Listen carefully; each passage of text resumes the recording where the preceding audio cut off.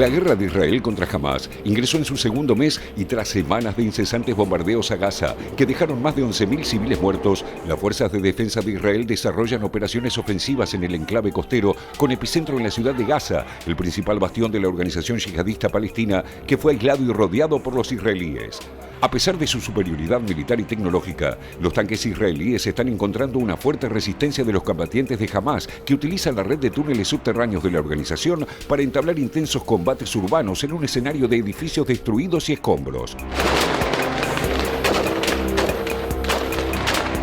استقنا بعون الله ومنذ بدء العدوان البري وحتى الساعة تدمير مجاهدين ل136 آلية عسكرية تدميرا كليا أو جزئيا وإخراجها عن الخدمة.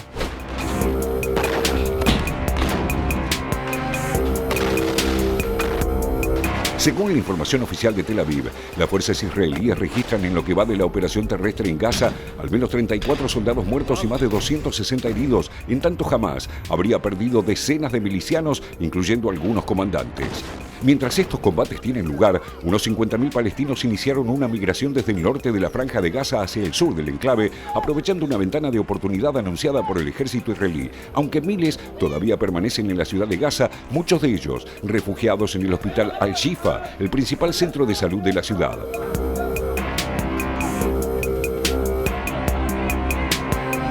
ראינו היום כיצד 50,000 עזתים עוברים מצפון רצועת עזה לדרום רצועת עזה.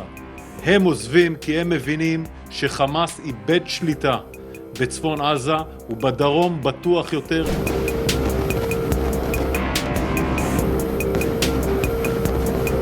Los ataques aéreos israelíes en tanto no cesan.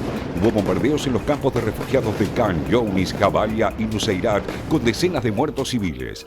Frente a este panorama, la ONU condenó los que calificó como crímenes de guerra de ambos bandos.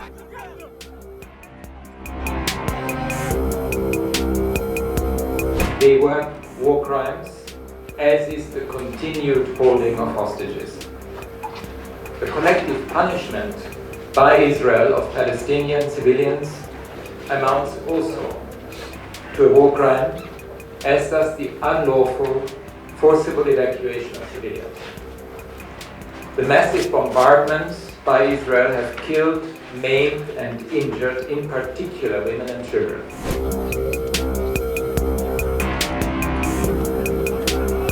Estados Unidos, por su parte, continúa apoyando la negativa israelí a una pausa humanitaria con el argumento de que esto favorecería a Hamás. Según varios analistas, la estrategia de Israel trata de responder a las complejidades de la guerra urbana, a lo que se suma el sistema de túneles de Hamás que se extiende por más de 500 kilómetros y hasta 80 metros de profundidad, dos condiciones que neutralizan en parte la superior capacidad militar israelí.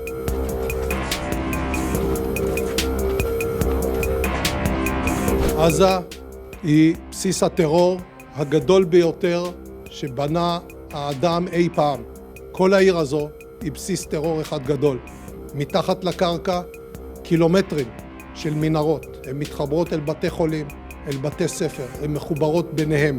יש בתוכם חדרי קשר, מחסני תחמושת, מקומות לינה, והכל על מנת לשמש בסיס של טרור שממנו ניתן לפגוע באזרחי מדינת ישראל ובחיילי צה"ל.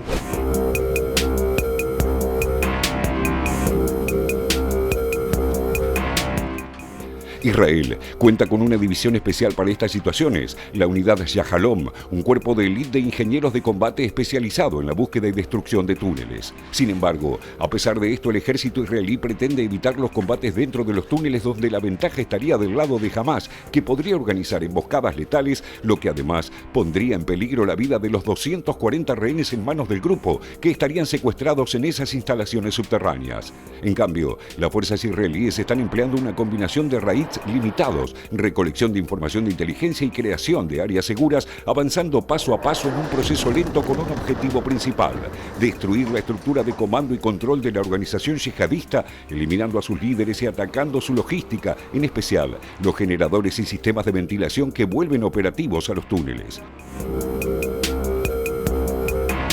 זה מצביעים שמשמשים את האויב לחיבור בעצם מסנני אוויר לתת-קרקע.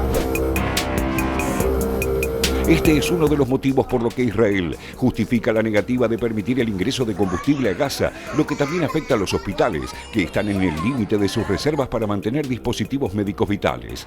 Paralelamente, continúan las negociaciones con Hamás, en las que intervienen Estados Unidos y países del Golfo Pérsico para lograr más liberaciones de rehenes. El conflicto está, por lo tanto, en una fase crítica y en este contexto, las estimaciones más realistas cifran en meses la duración de la guerra, lo que entra dentro de los objetivos militares de Hamás, mantener a Israel atrapada en un conflicto sin final a la vista. Esa prolongación de los combates, a su vez, aumentará inevitablemente las muertes de civiles palestinos atrapados dentro del enclave. Además de la duración del conflicto, el otro interrogante que emerge es cómo se gestionará la administración de Gaza en un escenario de posguerra que ya debate el liderazgo israelí y al que Estados Unidos le puso límites, rechazando la posibilidad de una ocupación permanente por parte de Israel.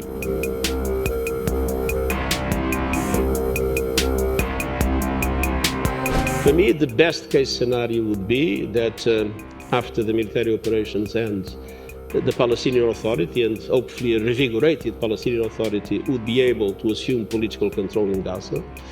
There is, of course, a transition that needs to be defined between what is the Israeli occupation and the future solution.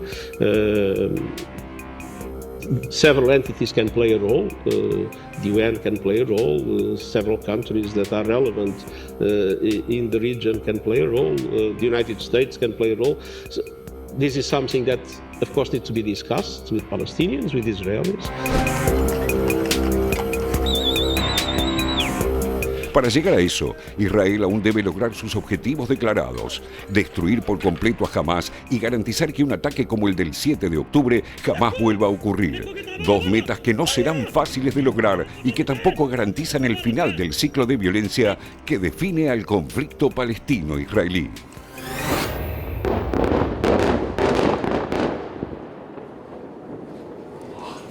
Y allí lo decíamos en el informe, los límites, nos enfocábamos en eso, por ejemplo, entre otras cuestiones, los límites de los Estados Unidos, tanto a Palestina como a Israel. Bueno, veamos cuáles son justamente estos límites, estas líneas rojas de los Estados Unidos. A ver, para los palestinos, no al uso de Gaza como plataforma para el terrorismo contra Israel.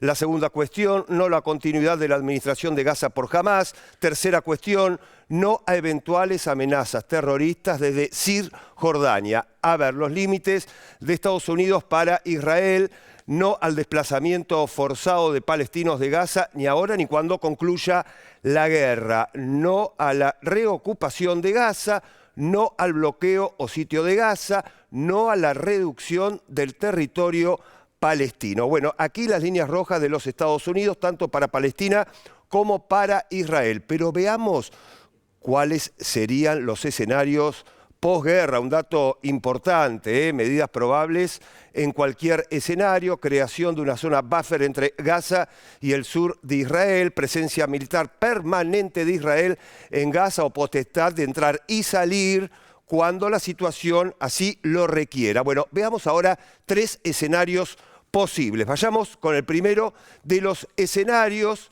Reocupación permanente por parte de Israel, el primero de los escenarios. Escenario 2. A ver, ¿qué nos dice?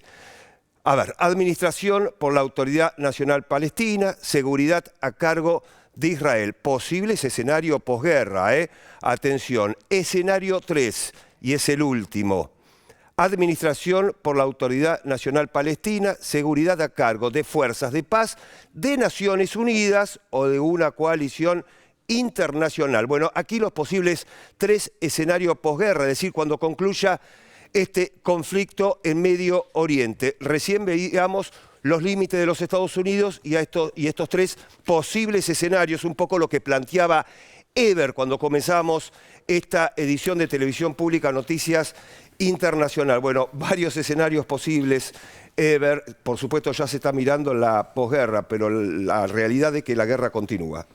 Exactamente, ¿no? Es importante destacar eso. Lo que sí podemos nombrar como novedad de esta semana es el inicio, entonces, de diferentes tipos de negociaciones y conversaciones en torno a, por un lado, imaginar estos posibles escenarios posguerra para la Franja de Gaza que bien mencionabas vos recién, y también cómo avanzar en algún tipo de negociación, recordemos, muy difícil en el marco de un conflicto en el cual hay bombardeos, hay muertes, no solamente, digamos, enfrentamientos militares, sino muertes de civiles, todo lo cual hace muy difícil entablar negociaciones en ese marco.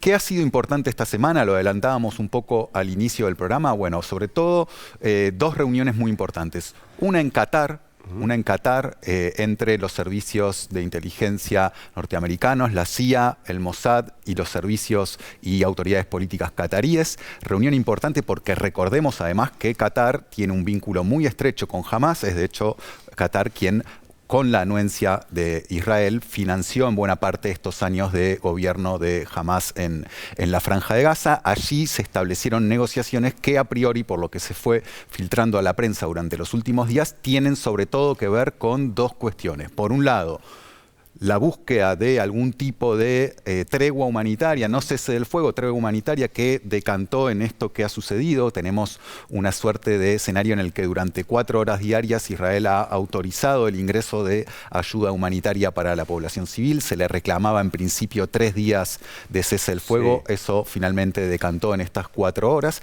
Y por otra parte también la suerte de los casi 240 rehenes israelíes a manos de el Hamás. Los rumores que comenzaron a circular a partir de esas conversaciones es que al menos un buen porcentaje de los rehenes civiles tal vez podrían comenzar a ser liberados durante los próximos días. Estos son todas hipótesis y filtraciones. También ha habido reuniones entre líderes del Hamás y autoridades egipcias en el Cairo, casi en simultáneo, estas negociaciones que se llevaban adelante en Qatar. Todo hace pensar que estamos yendo hacia un escenario donde, bueno, en las sombras, tras bambalinas, por lo menos comienza a haber algún tipo de conversación. ¿Esto significa que vamos hacia un cese del fuego en el corto plazo? No, esto no sería a todas luces lo que podría suceder, justamente por los escenarios que vos mencionabas recién cuando volvíamos del informe, porque no está claro qué va a suceder una vez que ese cese del fuego suceda. De hecho, hace muy pocos días el Financial Times, en un artículo que hizo mucho ruido a nivel internacional, mencionaba que a priori se habían filtrado documentos israelíes en los que quedaba a las claras que no había una hipótesis concreta de lo que Israel mismo se proponía o proponía como escenario posible posterior a un eventual cese del fuego, y además cuestiones de orden político.